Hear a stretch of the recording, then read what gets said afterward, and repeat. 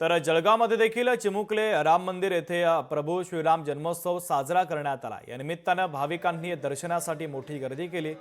श्रीराम जन्मोत्सव निमित्ताने दादा महाराजांच्या वाणीतून कीर्तनाच्या कार्यक्रमाचे देखील आयोजन करण्यात आले। यावेळी दादा महाराज जोशी यांच्यासह जळगाव शहराचे आमदार सुरेश भोळेंच्या हस्ते पाळणा हलवत राम जन्मोत्सवाचा हा सण साजरा करण्यात आला।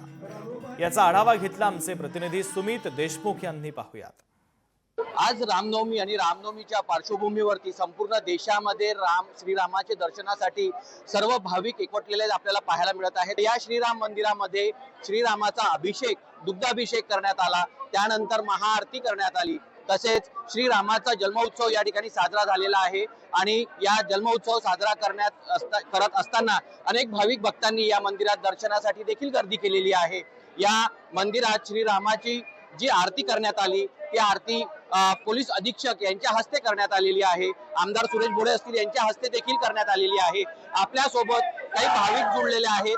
आज राम मंदिरामध्ये आलो आणि हा सगळा उत्सव बघितला। दरवर्षीप्रमाणे रामनवमीचा उत्सव बघून आणि इथं आल्यानंतर एक नवं चैतन्य निर्माण होतं। श्री रामचंद्र भगवान की जय।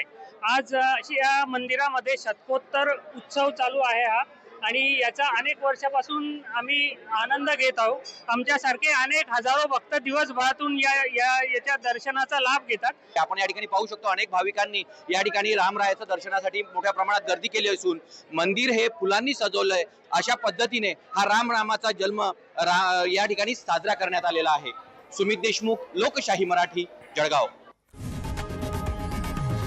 लोकशाही मराठी ऐका, पहा, जागरूक रहा।